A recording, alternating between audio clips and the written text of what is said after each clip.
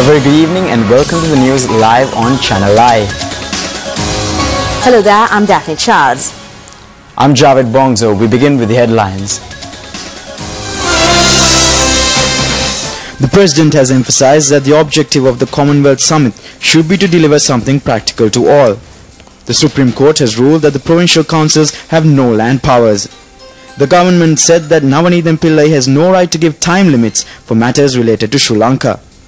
The Jathika Helurumi accused that the pro-Tiger terrorist Tamil diaspora exerted pressure on Tamil people during the Northern Provincial Council election. A terrorist attack has been carried out on an Indian army camp in Kashmir.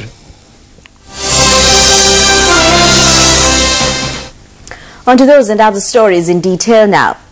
The Commonwealth Secretary-General Kamalesh Sharma called on President Mahinda Rajapaksa yesterday to hold bilateral discussions.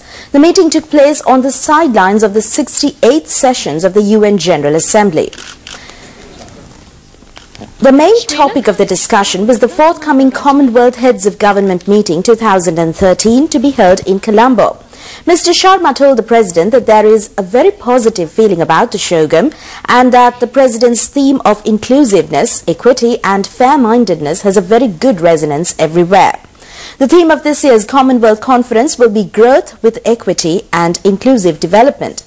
Mr. Sharma said that this theme was inspired by President Mahinda Rajapaksa's vision of bringing development to all segments of the population and to all parts of the country.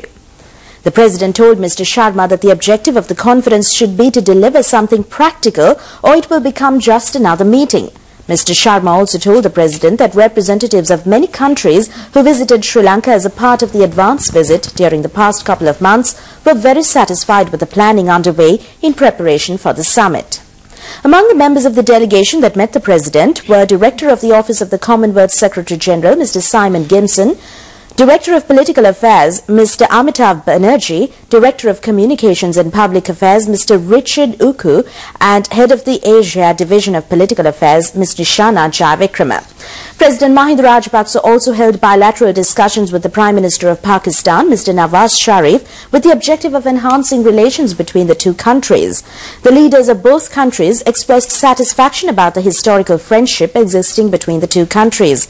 The advisor to Pakistani Prime Minister of National Security and Foreign Affairs, Mr. Sartaj Aziz, Finance Minister of Pakistan, Ishaq Dar, and the Pakistani Permanent Representative at the United Nations, Mr. Masood Khan, also joined the Pakistani Prime Minister in the discussions.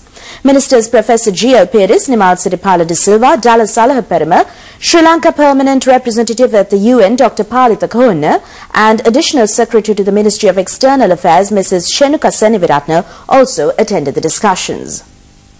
The government said that the UN High Commissioner on Human Rights, Navanithan Pillai, has no right to determine time limits about matters relating to Sri Lanka. Sri Lanka's permanent representative in the UNHRC in Geneva, Ravinath Arisinghe, said that government is successfully normalizing the life standards of the people and it has introduced multiple mechanisms to solve the problems of the people and thereby fulfill the responsibility of the government. The report made by the UN High Commissioner on Human Rights upon her recent visit to Sri Lanka was announced in Geneva by the Deputy High Commissioner Flovia Panse. The report indicates that Sri Lanka will be given time until March next year for a streamlined investigation. Navanithan Pillai has said that if it was not done, an international investigation should be started. The Sri Lankan permanent representative Ravinath Arisinghe, speaking at the Human Rights Council, said that certain determinations of the High Commissioner are baseless. With that, I conclude my oral presentation on behalf of the High Commissioner with respect to the human rights situation in Sri Lanka, and would now like to turn to the report of the High Commissioner on the situation of human rights. This resolution is not the result of an objective assessment on the ground situation in Sri Lanka, but the outcome of a politicized process premised on a report which exceeded the mandate granted by the previous resolution 19/2. The government of Sri Lanka also submitted that the resolution 22/1 was in contravention of GA resolution 60/251 as well as council resolutions 5/1 and 5/2 that should guide the work and method of engagement of this council. However, Notwithstanding our rejection of Resolution 22/1, the government has continued with its genuine and credible commitment to the reconciliation process within the framework of the National Plan of Action on the implementation of recommendations of the LLRC and kept the Council informed in this regard. Mr. Vice President, I take the floor today not only in the aftermath of a visit to Sri Lanka by High Commissioner from 25th to 31st August 2013, pursuant to an invitation extended to her in April 2011, but also as the government and people of Sri Lanka last Saturday completed elections to 3 of the 9 provincial councils, which by all accounts have been free and fair, the ultimate test of any democracy. I want to assure this August Assembly that the government of Sri Lanka will continue to work with all provincial councils in the country, which includes the new Northern Provincial Council. Therefore, the High Commissioner's recommendation to work with the Northern Provincial Council is a misnomer and has hallmarks of prejudgment on the delivery of a sovereign government's responsibilities. No doubt that there remains work to be done to complete the ongoing reconciliation process in Sri Lanka. However, given the High Commissioner's own admission that while in Colombo, that this was her longest visit and that she was able to go anywhere and see anything that she wished to see, there was legitimate expectation in Sri Lanka that she would adopt an objective and unbiased approach to the country in her oral update to the Council. It is unfortunately that this is not the case.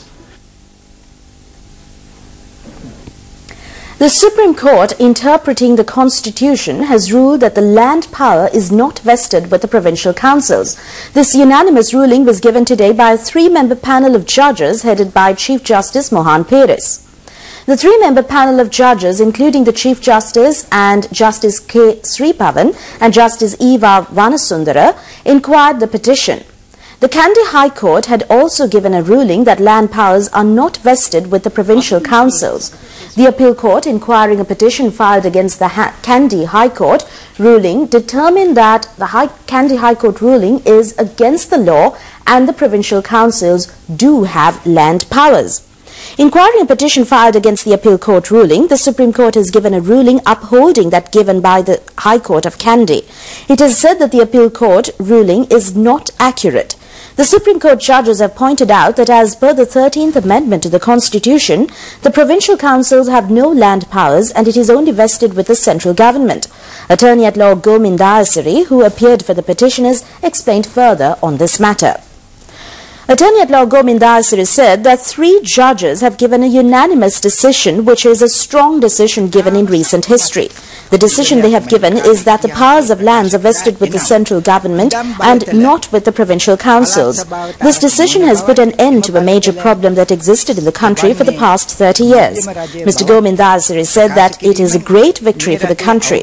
He said that by this decision it has been ruled that equal rights for lands in this country is vested with the people of the country and it can be ensured only by the land powers being under the control of the central government.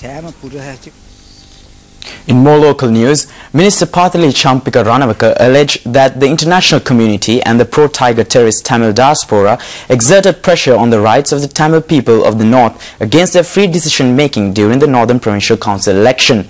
The minister made this accusation at a media conference held in Colombo today. The media conference had been called to express the opinion of the Jatika Helorume about the Northern Provincial Council election. Minister Pathali Champika Ranawaka said that even today the Tamil society in the north has no freedom to vote independendly. On one hand, the families of fallen LTTE members have been pressurized. On the other hand, Navanidam Pillai went to Jaffna and exerted pressure for the election. The message given by her to the families of the LTTE members was that she would take care of the cases to the international community and for them to be courageous.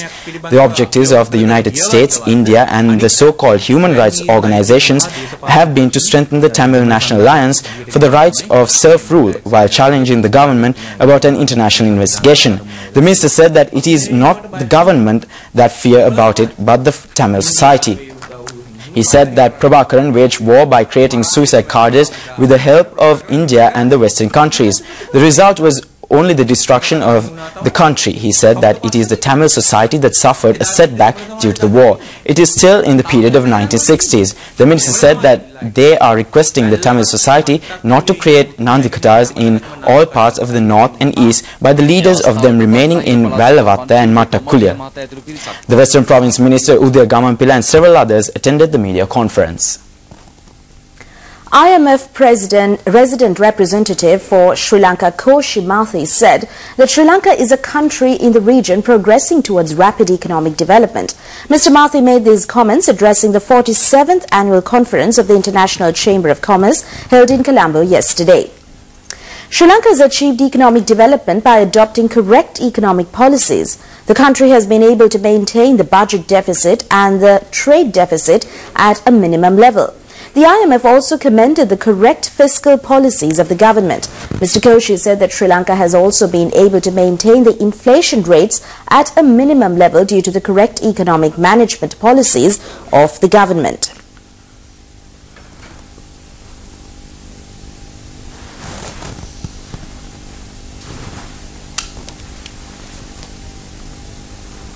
This is a country that has had high inflation for many years. The last few years, 4 or 5 years in fact, we've had single-digit inflation, which is a genuine achievement.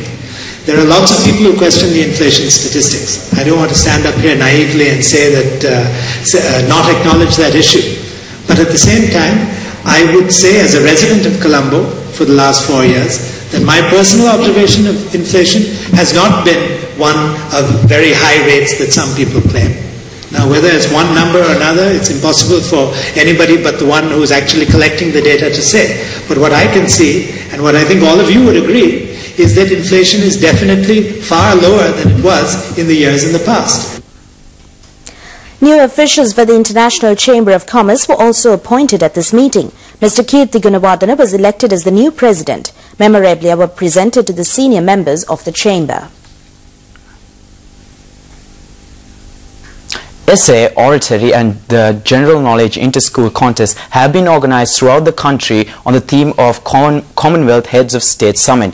The contest will be held in Sinhala, Tamil and English.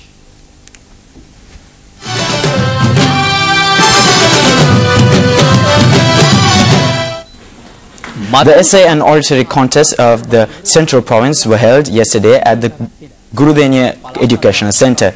The contests were organized by the Provincial Educational Department. Students who become winners at the provincial level contest will be allowed to take part in the national level contest. The contests for the students of the Kagol district were held at the Open University in Kagol yesterday through a distant computerized system. More than 100 students participated in the contest.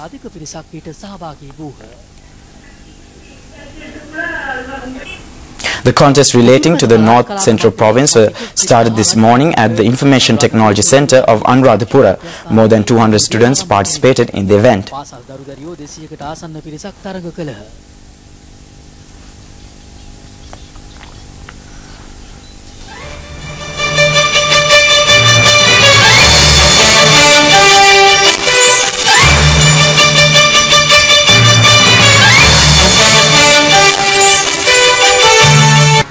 The Minister of Commerce and Industry, Mr. Rishad Badudin, addressing the China-Sri Lanka Trade Conference in Colombo today, said that the trade and investment value between Sri Lanka and China has exceeded $2,670 million. Several businessmen from both countries attended the conference. The Deputy Director of Chinese Trade Development Bureau, Mr. Jiagun, addressing the conference, said that as per the trade policies of China, there are significant opportunities to provide economic benefits to Sri Lanka. He said that Sri Lankan products are of high quality and it would help for trustful dealings. Minister Rishad Badudin also pointed out at this conference that the government provides many facilities for investors and requested the Chinese delegation to give wide publicity in China about investment opportunities available in Sri Lanka.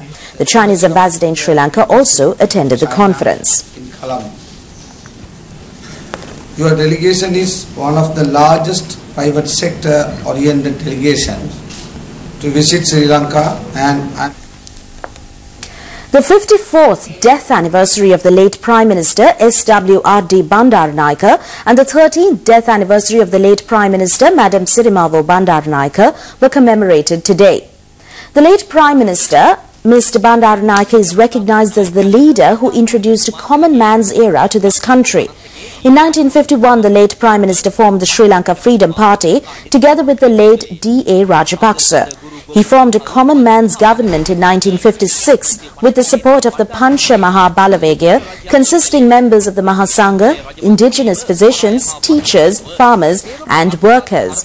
Prominent among the great services done by the 1956 government to the people of this country include the promulgation of the Sinhala language as the official language, nationalization of port and bus services, and establishment of the Employees' Provident Fund. It was during the tenure of the late Prime Minister, Mr. S.W.R.D. Bandaranaike, that the Vidyodaya and the Vidyalankara Pirivenas were upgraded to university status. The Katanaika and Trincomalee army camps were acquired by the government and May Day was declared as a government holiday. The reactionary elements who despised the social revolution that was being launched by Mr. Bandaranaike assassinated him on 26 September 1959.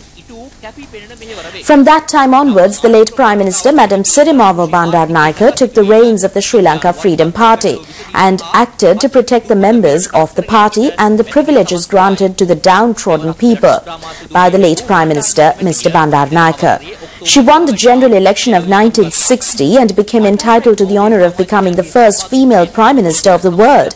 She took bold steps to nationalize the oil and insurance sectors of this country despite many threats and obstacles. She was successful in introducing a new constitution to the country to uplift the agri-industry, solve the Indian origin estate people's problem and to acquire Kachatev for Sri Lanka. Madam Bandaranaike, after serving as the Prime Minister of this country for 3 terms, passed away on the 10th of October 2000. The commemoration ceremony was held at the Bandaranaike Monument at Horagolla with the participation of family members and several others. Prime Minister D.M. Jayaratne and several representatives from the Sri Lanka Freedom Party offered floral tributes. In line with this commemoration ceremony, the commemoration of the late Mr. Anura Bandaranaike, who was a parliamentarian, an opposition leader and a minister, was also held. The Asian Buddhist Cultural Festival has been concluded successfully. It was held for the second time at the International Buddhist Center at Pallekele in Kandy. Buddhist delegations from 68 countries participated in the event.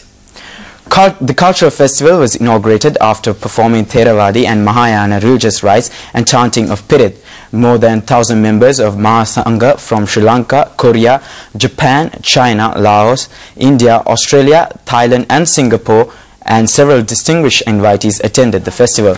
There were several Buddhist cultural events and exhibitions of photographs.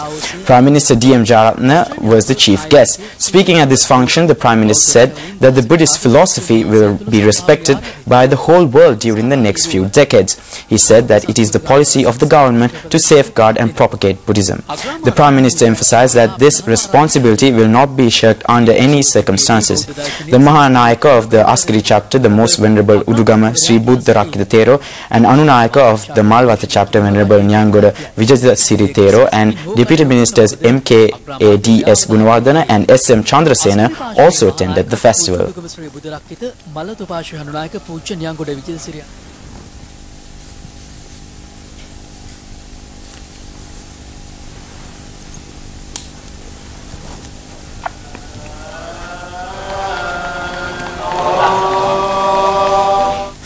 Japan has said that the first election for the Northern Provincial Council on September 21st was conducted in a peaceful manner and it is a significant step forward in the national reconciliation process after many years of conflict. This has been stated in a special press release issued by the Ministry of Foreign Affairs of Japan in respect of elections held for the Northern Provincial Council in Sri Lanka. The press release also states that Japan hopes that Sri Lanka will make steady progress towards national reconciliation and Japan intends to continue to support the efforts by those concerned for achieving this goal. Welcome back. Now bringing you the latest from the world of sports, we've got Sharifa Tahir joining us in the studios. Over to you, Sharifa. Thank you very much, Daphne, and a very good evening to you. And here's the latest from the world of sports. The Sri Lanka A team defeated the New Zealand A team by 168 runs in the unofficial test played at the Dambulla International Cricket Stadium. The Sri Lanka A team, winning the toss, batted first and accumulated a massive score of 555 runs. Kaushal Silva scored 193 runs and Kitruan Vithanage scored 116 runs. The New Zealand A team obtained only 391 runs in their first innings. Ron scored 134 runs. The Sri Lankan A team scored 271 runs in the second innings. The New Zealand A team, chasing a target of 439 runs, was able to get only 271 runs with the loss of all wickets. Accordingly, the Sri Lanka A team is leading the tournament by 1-0. Kaushal Silva, who scored 2 centuries in the match, was adjudged as the man of the match. The Katunayake Air Force Regiment became the champion of the men's division in the Sri Lanka Air Force Athletic Championship. The women's championship was won by the Diyatalava Air Force camp. The 2-day tournament was held at the Air Force grounds in Katunayake.